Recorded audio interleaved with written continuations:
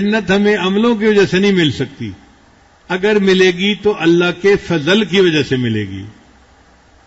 یہ مسئلہ سمجھ میں آ گیا؟ عبادت کی وجہ سے جنت نہیں ملے گی، بلکہ اللہ کے فضل کی وجہ سے جنت ملے گی۔ چنانچہ بخاری شریف کی ایک حدیث ہے کہ بنی اسرائیل میں ایک اللہ کا عاشق تھا، اس نے دیکھا کہ سمندر کے اندر ایک جگہ پہاڑی کا سیرا نکلا ہوا ہے، تو وہاں ایسی جگہ ہے کہ جہاں ہر بندہ جا ہی نہیں سکتا۔ اس نے چاہا کہ میں پہاڑی کی چوٹی پہ کمرہ بناتا ہوں اور میں یہاں اللہ کی عبادت کروں گا، کوئی ڈسٹرب کرنے والا میرے پاس آئے گا ہی نہیں۔ چنانچہ اس نے وہاں پر کمرہ بنایا اور 400 سال تک اللہ کی عبادت کی۔ ہمیں تو اعتکاف میں آئے ہوئے ابھی 10 دن بھی نہیں گزرے نا، اس نے 400 سال تک وہاں اللہ کی عبادت کی۔ پھر اس نے دعا مانگی کہ یا اللہ، اگر یہ پاسبل ہے کہ مجھے سجدے کی حالت میں موت آئے تو میری یہ دعا قبول فرما لینا۔ اللہ نے دعا قبول کر لی اور اس بندے کو نماز کے سجدے کی حالت میں موت آئی۔ اب آپ بتائیے، 400 سال اللہ کی عبادت کی اور سجدے کی حالت میں اس کو موت آئی۔ یہ اللہ کا بندہ جب اللہ کے سامنے پیش ہوا تو اللہ نے فرشتوں کو فرمایا میرے فضل سے اس بندے کو جنت عطا کر دو۔ تو اس بندے نے کہا رب بے عملی، اللہ میرے عملوں کی وجہ سے، میں نے تو بڑی عبادت کی ہوئی ہے۔ اللہ نے فرمایا میرے فضل سے جنت لے جاؤ۔ اس نے دوسری مرتبہ پھر کہا رب بے عملی، اللہ میرے عملوں کی وجہ سے جنت دے دیجئے۔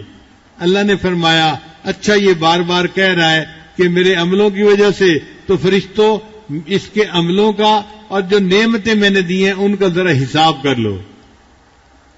حدیث پاک میں آتا ہے کہ جب فرشتوں نے حساب کیا، اس کی 400 سال کی عبادت اس کی آنکھوں کی بینائی کا حق ادا نہ کر سکی۔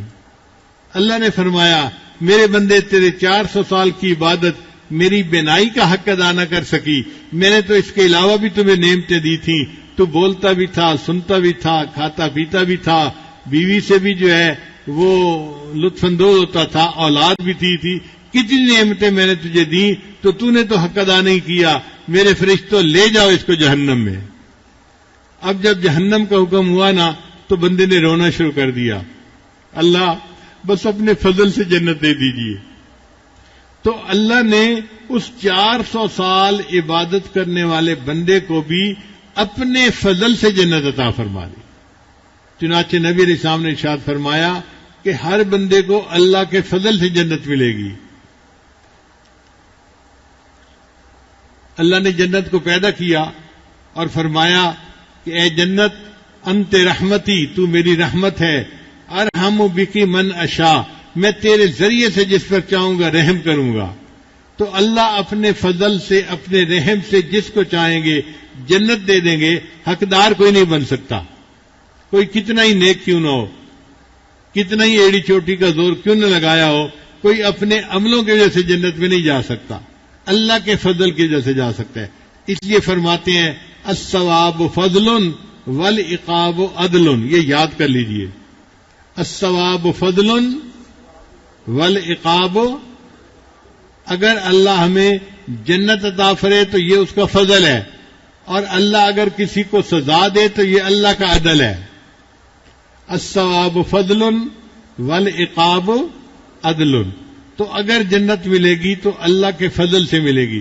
اس لیے اپنے عملوں پہ بھروسہ مت کریں، میں نے اتنی تلاوت کی، میں نے اتنی نمازیں پڑھی، میں نے اتنا دین کا کام کیا، میں نے اتنا ذکر اذکار کیا، بھئی جو بھی کیا، ہمارے اعمال ہمیں جنت میں نہیں پہنچا سکتے۔ ہمیں جنت میں پہنچنے کے لیے اللہ کی رحمت کی ضرورت ہے، اللہ ہم پہ ترس کھا لے اور اپنی رحمت سے جنت کا فیصلہ فرما دے۔ اس لیے نبی علیہ السلام نے دعا سکھائی کہ یہ دعا مانگا کرو، اللہم مغفرتک اوسع من ذنوبی، اے اللہ تیری مغفرت میرے گناہوں سے زیادہ وسعت رکھتی ہے، ورحمتک ارجا عندی من عملی، اور مجھے اپنے عملوں پہ امید نہیں ہے، آپ کی رحمت پہ امید ہے، آپ کی رحمت ہو گئی تو مجھے بھی جنت مل جائے گی۔